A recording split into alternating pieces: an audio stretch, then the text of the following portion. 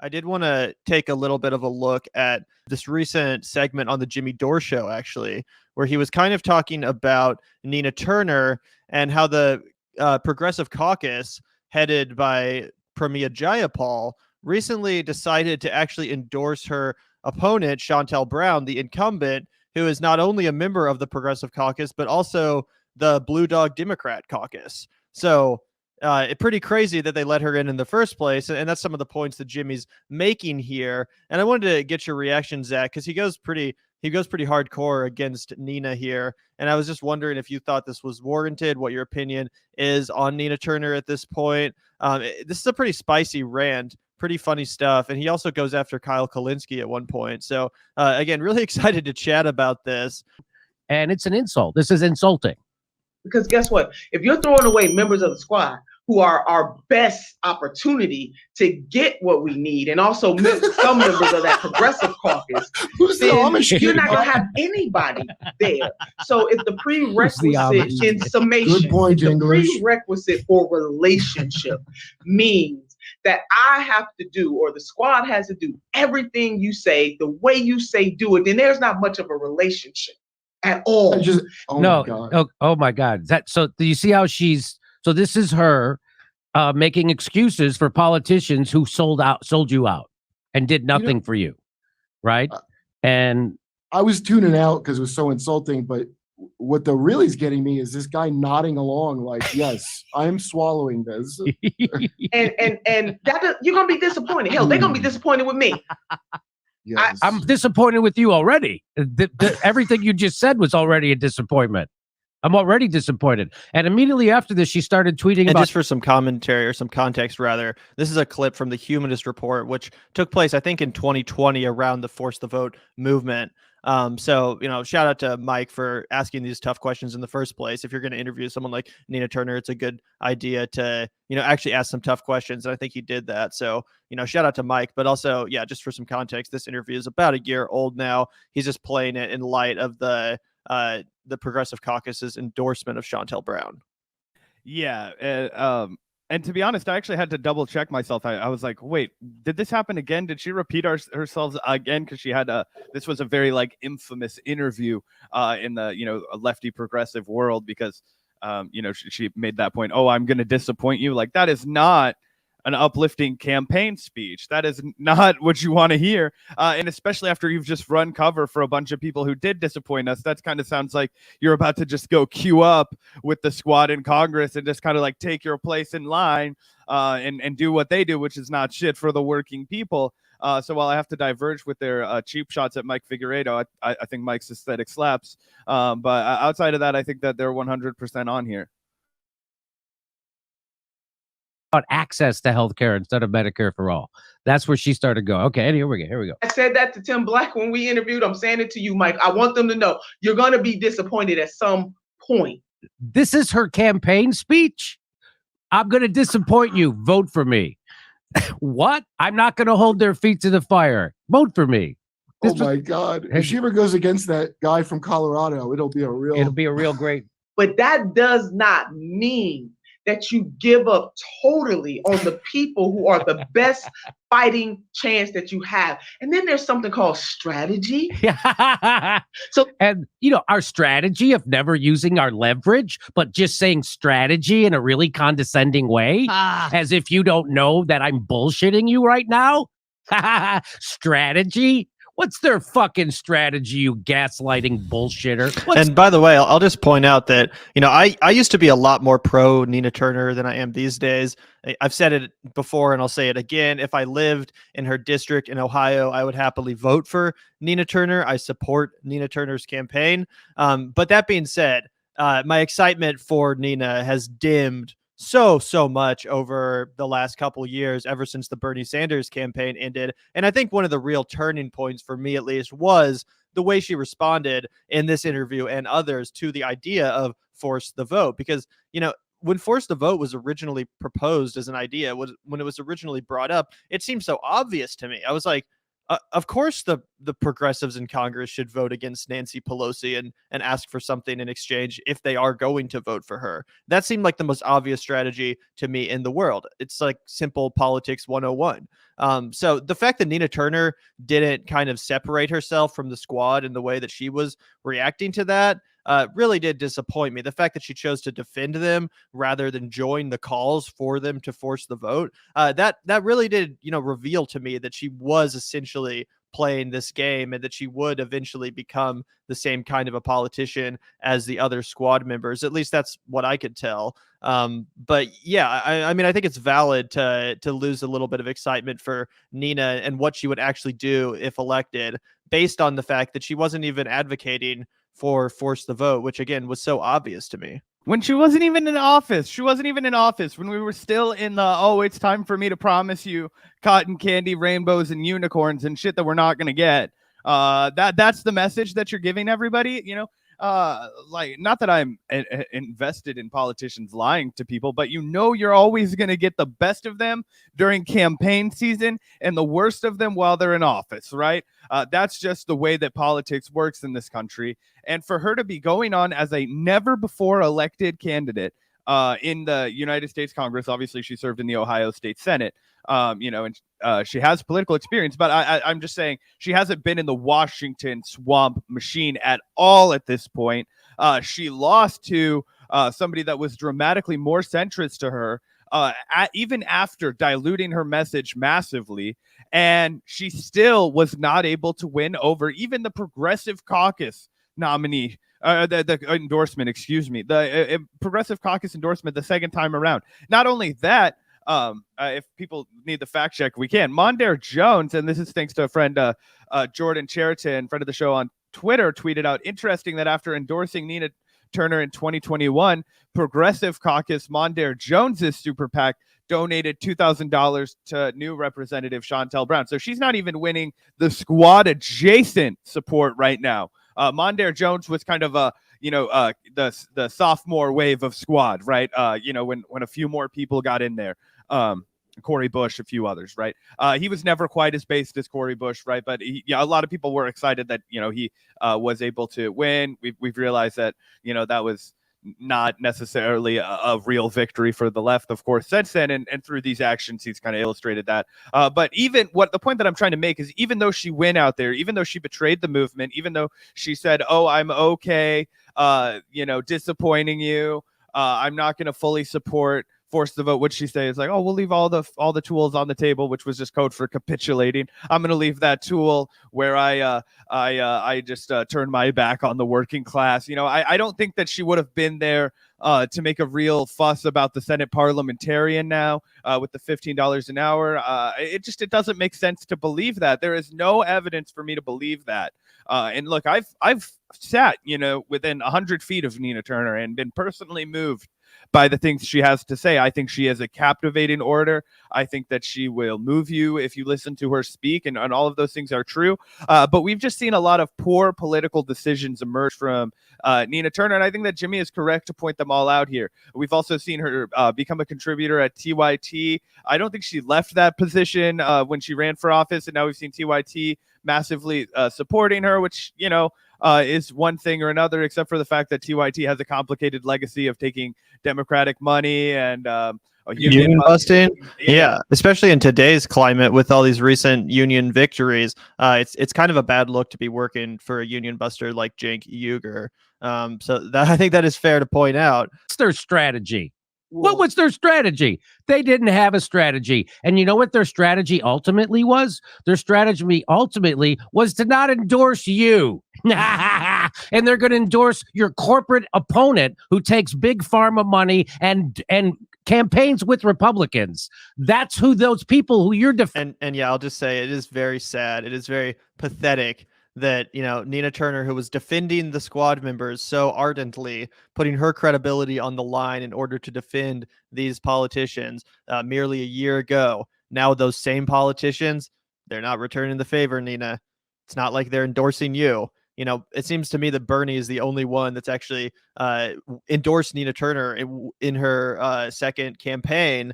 And of course, Nina was Bernie's main surrogate, so it makes sense. But AOC, crickets.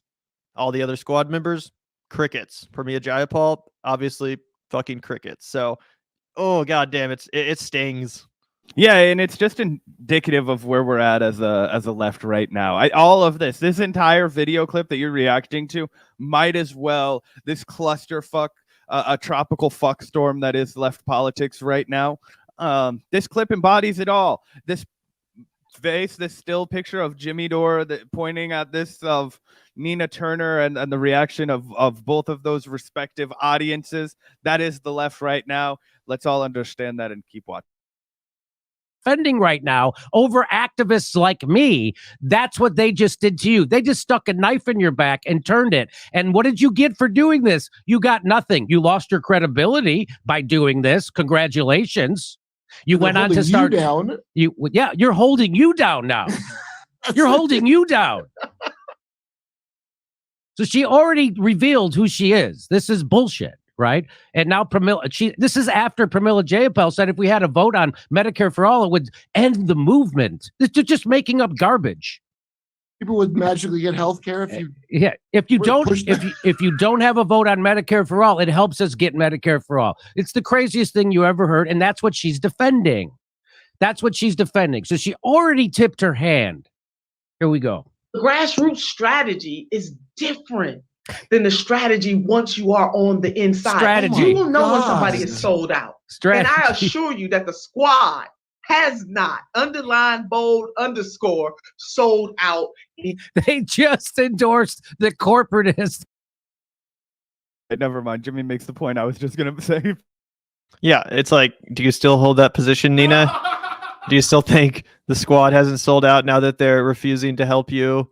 Refusing to try to do everything in their possible power to get another Medicare for all supporting progressive into Congress. I thought this was about building the numbers. People like AOC always say, well, we don't have enough, progressives in Congress. We need 50 more, 100 more, then we'll be able to do the things we promised. Well, Nina Turner is one of those people that's running to try to join your squad, trying to strengthen the squad's numbers. If your theory of change, if you're so committed to your theory of change, then wouldn't you be doing everything in your power to try to get another member of the squad? Because again, they told us that they need 10, 20, 30, 40, 50, 60. They need more progressives in Congress in order to actually do the things that they wanted to do, to actually pursue the strategies that they promised us they would pursue. And again, Nina's, trying to strengthen those numbers, and she's being left out to dry by the very progressives that she's aligning herself with, which again makes this clip from about a year ago all the more painful. Again, given the fact that she low-key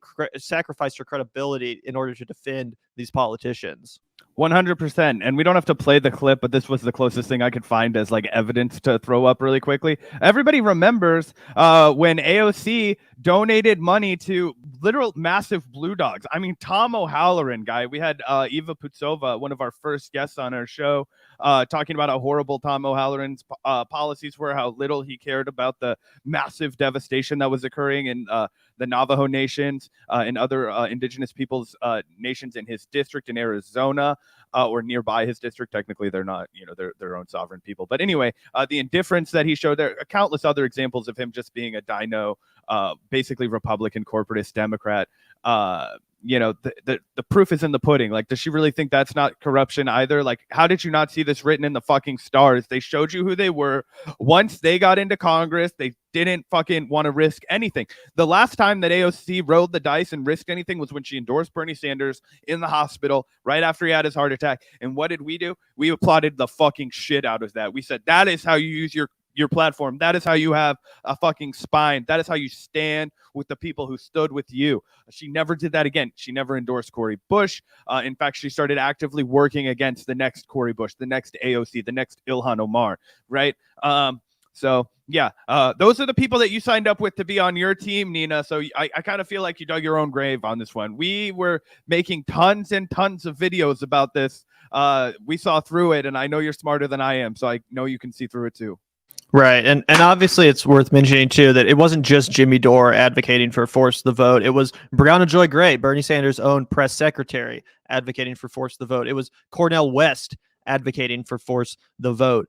Some people try to reduce force the vote down to some like, oh, this is some crackpot YouTubers, crazy idea. You really expect elected politicians to listen to Jimmy Dore. But again, this was a serious movement. This had Bernie's own press secretary behind it and a lot of other people that helped get the squad members elected in the first place. So, it was a serious movement. And regardless of who started it or whose idea it was a great idea. It really was. And it was about time that someone actually tried to hold the squad members' feet to the fire. They actually tried to, pressure them to do the things which we all thought they were going to do when we donated our money and campaigned for them and ultimately voted them into office. Anyway, I do want to watch a little bit more of this because it does get better. It's running against you. Underline in bold. Wait. They just endorsed the corporatist running against you. Underline in bold, all caps. A question? Is she saying this after this happened or before? No, this is a year ago. This is before. So this was after Force the Vote. This is her strategy. Oh, okay. I just want to make sure. I'm like, she's not talking like this after they just did it like that, right? Oh my God. No. Here, there's a little more. Anyway, they need the grassroots. You can hold them accountable, but you don't throw them away. Well, and they never say, what does that mean, hold them accountable? That was the question I asked all through Force the Vote. What is our mechanism to hold the squad accountable when they don't do this? We knew they weren't going to do it. But I said, and I kept asking panel after panel of good progressives, what's our strategy to hold them accountable? They'd had no strategy. I asked Kyle Kulinski, who was the founder of the Justice Democrats, what's our strategy to hold them accountable? He said, we don't have a strategy. I said, when are you going to hold them accountable? And he said, we're not. You're not going to do anything? He said, no. That was that. And then he went on to tell people to be nicer to the squad, that I was wrong. And that. So I will say this is a bit of an unfair criticism, in my opinion, because Kyle Kulinski did strongly support Force the Vote. In fact, in my opinion, he was one of the best voices out there articulating why Force the Vote was such a good idea. And he did his best to hold pressure to the squad members, and in my opinion continues to do so, calls them out where they're wrong, calls them out when they don't apply the pressure that they should be. So I do think that, maybe Jimmy's personal beef with Kyle is clouding the way he's talking about Kulinski here, because again, in my experience, from what I've seen of Kyle Kulinski, he does hold the squad members accountable. He constantly expresses disappointment with their failure to do what they said they would, and in no uncertain terms has basically called them sellouts to the movement which they were elected by. So I'm not 100% sure about Jimmy's critique of Kyle there. Yeah, I'm also not sure if he's like referencing like a public exchange or something that would be available. If typically that's the case, you just go ahead and pull the clip and say, remember this, guys, and you have some sort of a receipt. This just seems a little bit out of context and out of touch with Kyle's legitimate positions. Look, I've criticized Kyle's positions like 10 million times on this podcast. I definitely don't agree with the guy on everything. But I don't think it's fair to say that he's been soft or running cover for the squad. And I also see people often like conflate his position on Joe Biden. Like, yeah, he said like really cringy stuff. Like we roasted the shit out of him when he was live tweeting the State of the Union, and he was like, this is a really populist State of the Union. And I was like, oh, hey, you think this is populist? You should listen to Ronald Reagan. Like, we roasted the fuck out of him for that. It's like, oh, all you have to do is talk about workers and you're a populist? Great, Kyle, that's amazing. Yeah, that was dumb as rocks. But he also straight up didn't tell people to vote for Biden. Like, he literally said, I'm not going to vote for this guy, and it's on you, whatever you do. So I feel like people being like, oh, he's this Biden bro. Like, that's also just a really like a big mischaracterization, especially because Jimmy doesn't have any receipts for this exchange. Like, he could really be bastardizing what Kyle was saying, and we'd have no idea here, which, it makes me skeptical. Right. And like even Aaron Mate voted for Joe Biden and argued with Jimmy about why he did so. Kyle didn't vote for Joe Biden and expressed that multiple times, said he was not participating in the duopoly sham. So, if anything, Aaron Mate is the one that voted for Biden. You never hear Jimmy excoriating him and calling him a pro-Democrat tool or whatever. So again, I do think that, Jimmy's personal kind of petty beef with Kulinski is showing a little bit, but he's Jimmy Dore. What do you expect, right? Anyway, yeah, absolutely. Play just a couple more minutes of this and then we'll move on. You have to be nicer to them. Well, here she is being nicer to them, and they just endorsed the biggest corporatist hack in the world against her.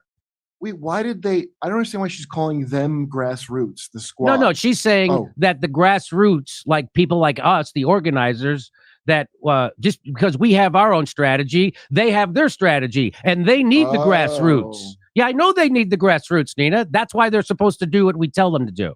We'll lead from Twitter. Yeah. We'll send you a flexi arm when you get something Yeah. done without any help. Some of the pressures, even with Congresswoman Cori Bush, I just want to use her as the example. I mean, she just got there. Hell, overall, the squad members just got there. They just got there. And let them get settled. Let them get settled in. Let them lose the House to the Republicans in November. And then after a couple of more election cycles, they'll know what they're doing. Oh, this is gross. That's gross. Because that's really like bold-faced, like, hey, this is about me and my career. That's right. Too. Don't forget. That's it's right. Mostly that. So I got to be secure. So here, that's a little bit more. Ones who've been there a little longer. And then you have people just throwing up their hands, throwing them away just because they're not using the tactics that you want them to use. You don't know what is going on. So that's her healthcare. No, I know what's going on. Yeah, so that's another really like irritating, grating response to the electorate. It's like, you don't fucking know anything. Just vote for me. I know what the fuck to do. Like, yeah, good luck getting elected with that message. Hey, you know nothing, fucks. Shut up and vote for me. Get out here and vote for me because you don't know fucking anything. You don't understand anything. You're the grassroots and you have all the power, but don't fucking try and use it because I'm the one that's running for Congress, so shut the fuck up. That's essentially what she just told everybody at the end of that interview. She said, I'm going to disappoint you. I'm not going to do the things that you wanted. Don't criticize me or any of my friends for not doing what you asked. And oh yeah, it's because you don't know anything. Yeah, that sounds like a recipe for success in the polls. Now I have no idea why you lost and definitely will lose again. Like, this is so ridiculous. You can't message like that to people. That is the absolute opposite of being inspiring. It's a complete joke.